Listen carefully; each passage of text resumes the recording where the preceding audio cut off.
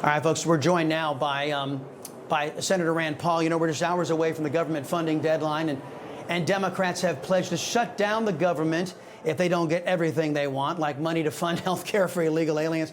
Senate is holding another vote this evening, but the prospects look grim, even as some Democrats are warning that this government shutdown is going to drive independents away, and Democrats who switched to the America First coalition, they're not going to be coming back. Senator Paul, I'm glad to have you here. I'm going to get to the shutdown in a minute, but on the beginning of that I laid out there in my preamble, in my view, evidence is pointing to a complete abandonment of debate, discussion, rules, and safeguards in what led to the pandemic and how government, big pharma, and left-wing media insisted we deal with that pandemic. Where am I going wrong?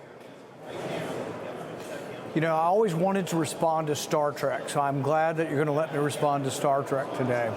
The idea of informed consent is a serious one, though.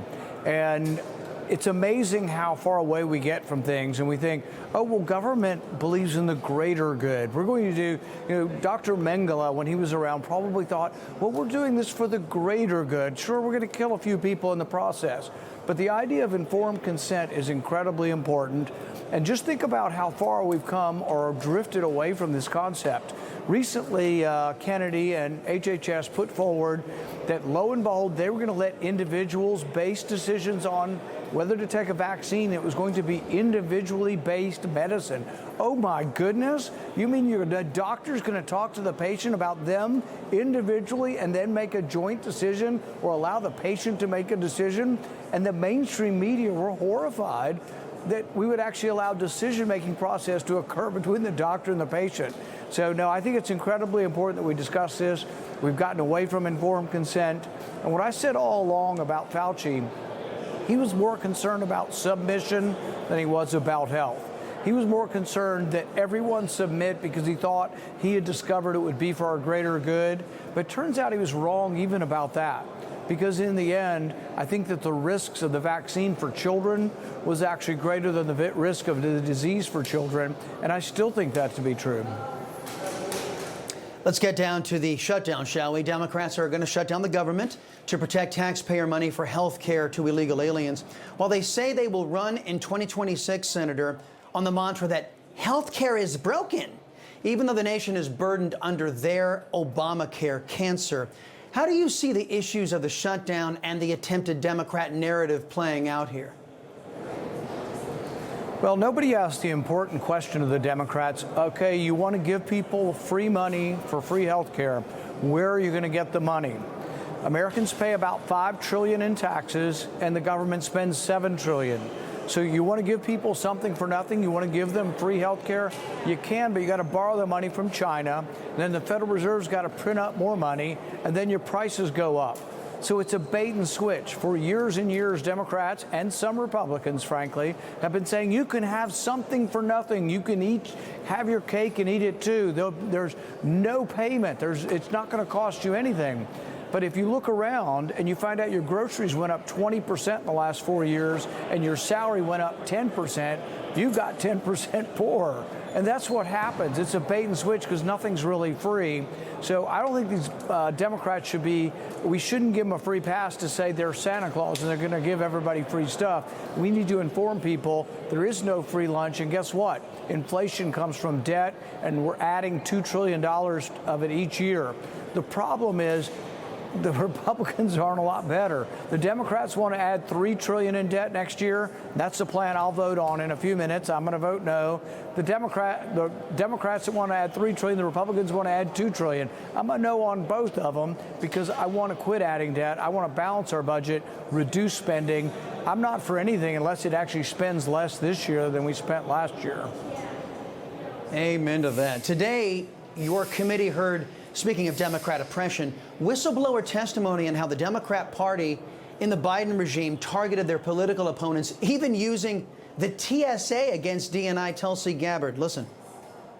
Director Gabbard was surveilled on at least 5 domestic flights by federal air marshals under quiet skies. Internal records for her targeting show her congressional portrait and that she was a former congresswoman from Hawaii. So there was no doubt they knew who they were monitoring. Multiple concerns were raised internally, and one air marshal asked a colleague, why the heck is she a quiet sky suspect? If this can happen to a combat veteran, a lieutenant colonel in the Army Reserve, and now director of national intelligence, it can happen to anyone.